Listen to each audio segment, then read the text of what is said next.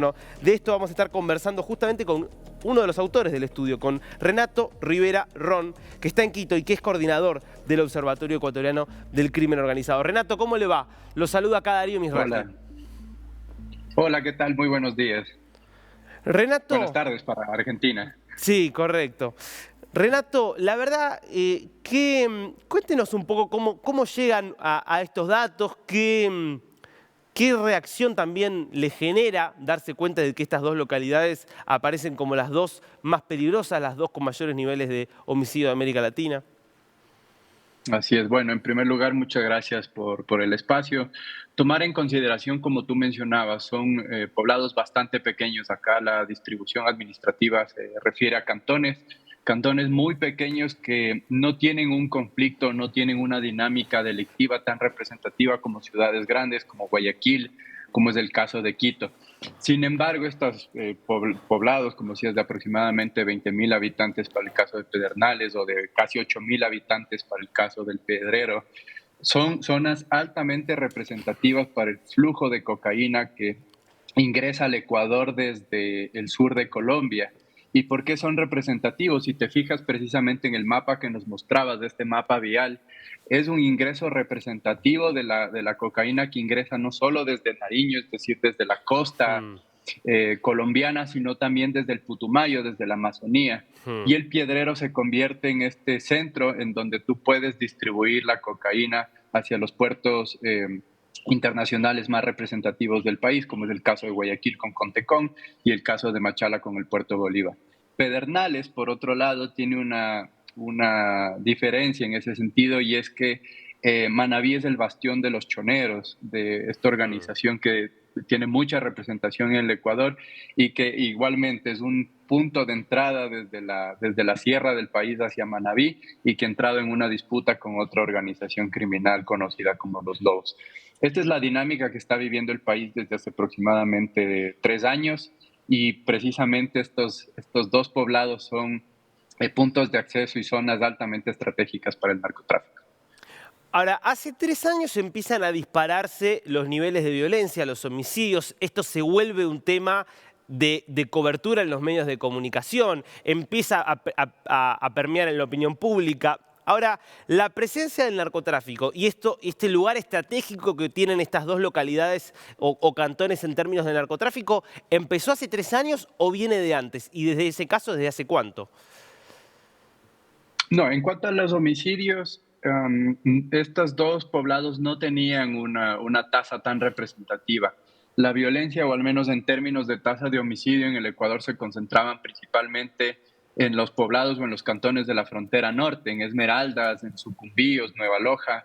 Eran dos de las zonas con mayor tasas de homicidio, seguido por Guayaquil. Esta dinámica ha cambiado en los últimos 3 años, siendo Esmeraldas la ciudad que llamó la atención de los medios de comunicación por su tasa de aproximadamente 80 homicidios por cada 100.000 habitantes en el 2022, y en el caso de Guayaquil, que ha sido la atención por el ser la zona cero, diría, de la disputa criminal por el acceso de las rutas del narcotráfico. Esto ha llevado a otros temas como la extorsión, el tráfico de armas, que generan muchísimas disputas.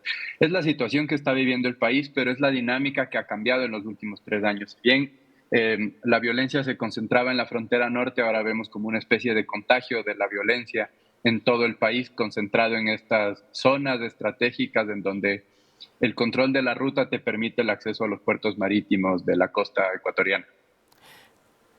¿Qué hay de la presencia del Estado, de la presencia de la policía en estas zonas? Digo, ¿pudo haber influido que por ahí no se trata de de las ciudades más importantes en sí mismo de Ecuador y que esto haya favorecido entonces que ese espacio vacante fuera ocupado por el crimen organizado? Así es, precisamente el Piedrero, por ejemplo, es un caso bastante particular porque está siendo identificada como una zona no delimitada, es Hmm. decir, tienes la administración del Estado por una parte de Cañar, como explicabas tú, y por otra del Guayas, y este desorden administrativo por lo general es aprovechado, o estos vacíos, si uno quiere ponerlo un nombre, por el crimen organizado. Eso es lo que está sucediendo en el país. Como te digo, no es tan representativo en cuanto al número de homicidios, pero al ser una población muy pequeña, la tasa de homicidios se dispara y no tiene, como te decía, una conflictividad similar a la de Guayaquil. No son números absolutos representativos. Sin embargo, claro, al ver la tasa de homicidios, vemos que al ser un poblado tan pequeño hay una disputa de acceso del narcotráfico que no se sabe.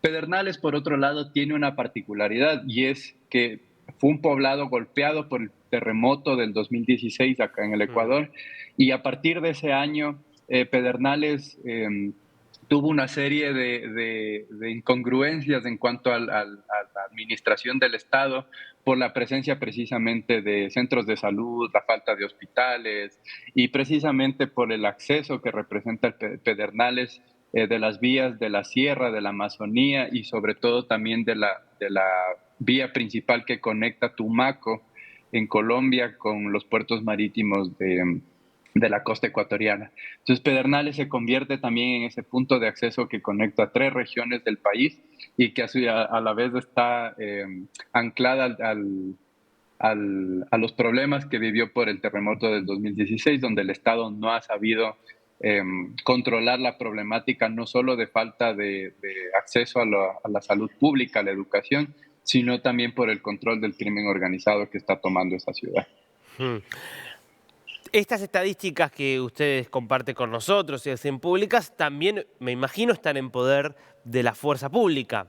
¿Cuál ha sido la respuesta del Estado y de la policía, de las Fuerzas Armadas, ante esta alza en estos lugares puntualmente? Bueno, es un estudio reciente, todavía nosotros no hemos visto una declaración o una manifestación específica del Estado en cuanto a la respuesta en estos territorios. El Estado está concentrado precisamente en Guayaquil porque representa la mayor cantidad de homicidios en cuanto al número del país.